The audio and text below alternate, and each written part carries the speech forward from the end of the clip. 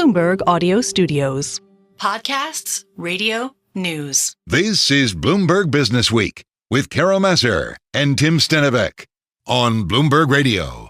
If we had to poll our listeners and viewers about one of their favorite things to hear about and who to hear from, I would say her name would come up. You're saying Hannah Elliott for VP? Is that what I heard you say, Carol? That works too. Okay. But just everything and anything she reports on, we know everybody loves just hearing about. I mean, she's got the best job out there. She drives and then she writes about supercars and luxury vehicles. Sometimes they cost millions of dollars. Sometimes they cost only $36,000. Hannah Elliott is Bloomberg Pursuit's auto columnist, and she joins us from our Los Angeles bureau. The all-electric Fiat 500. Hi, Hannah. How was it to get behind the wheel of this cute car? It was so fun. I have to say, I did not know what to expect. Like you said, this is a little bit below sort of our normal price range that we typically review. But of course, Fiat, and especially the 500, comes from a really long heritage. You know, it debuted in 1957 in Italy. Of course, we've seen all the beautiful Italian movies with the 500 driving through the streets of Italy. So how could I resist, right? Also, this car has not been in the U.S. since 2019, and they just brought it back this year as an electric vehicle.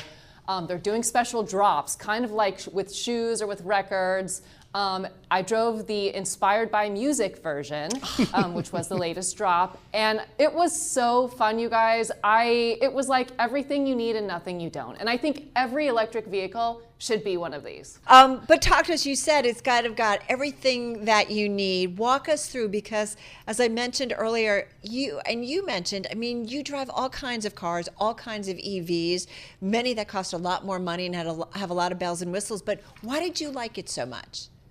You know, I liked it because it's kind of like a no muss, no fuss type of vehicle.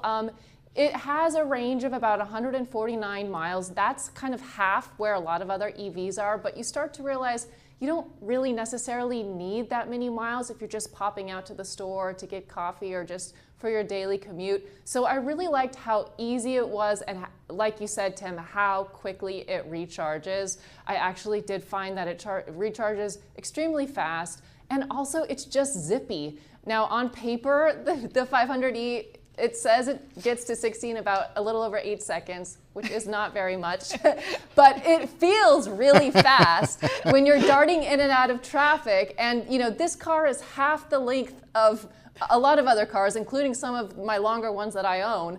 So you kind of just zip around, and I swear I probably shaved off 10 to 15 minutes from my commute just because I was zipping in and out I had a really fun time doing it. Such an LA thing to do, right? Completely. That's so LA. Hey, one thing I really liked about your story was sort of the history of why Fiat has been on and off in the US and Canada, not just in recent years, but over the last, I was going to say 30 years, but like over the last 50 years. What happened? Take us into a little history there.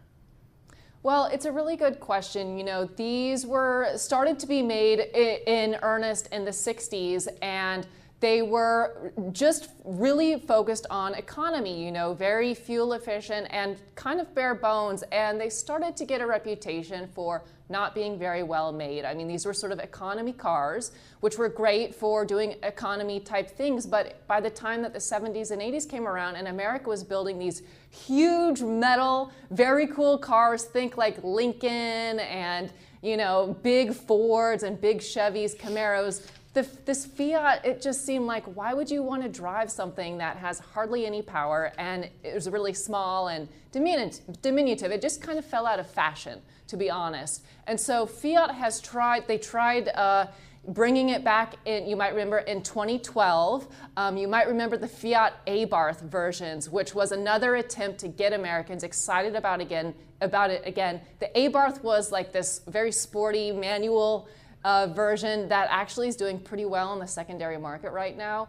But again, it just didn't really hit, and by 2019, in order to make it legal again for the next generation, they would have had to spend a lot of money to redo safety testing, and it was just decided the sales aren't proving worth it. But now we're going to try it again with the electric version. I kind of like it. I'm rooting for it, I have to say. All right, but because you are so balanced and you always talk about the stuff you love and the stuff you don't like, tell us about that jingle every time you turn it on and off. Oh man. Okay, there were a couple things that I did not like. Now it felt like you're in a child's toy appliance. The jingle is when you push the button to turn the car on and when you turned it off, there's this whole like electronic melody that plays, and it makes me feel deranged. It just feels too cloying, too sweet. It's like, we don't need this. It's too much.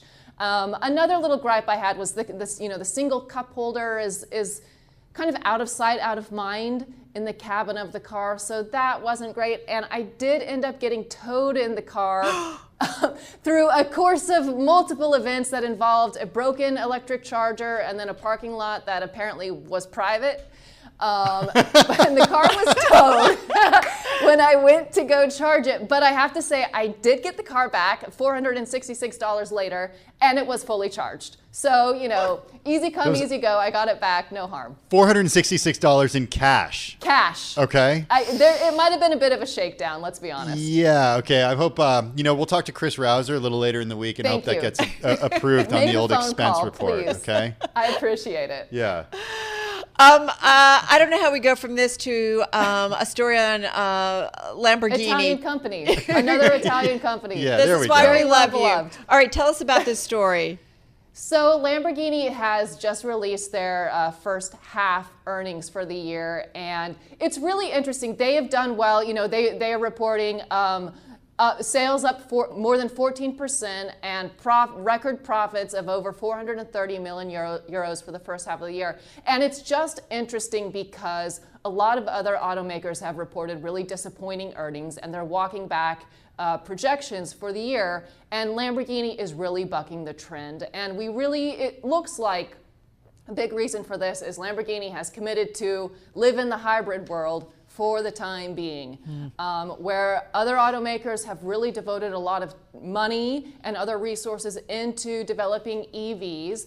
And Lamborghini for a while looked like it might be a little bit of a dinosaur, like why aren't they advancing with everyone else? Well, now they're looking a little bit smart because they've hedged their bets and they are living in hybrid world for the time being. They're going to announce their Urus hybrid in a couple weeks in Monterey, and they're looking pretty smart. So Lamborghini's saying, hey, our mix of combining internal combustion with electric technology is suiting us just fine, and we're going to stick with that for the time being. All right, great stuff. Oh my God, so much fun. I kind of want this the Fiat.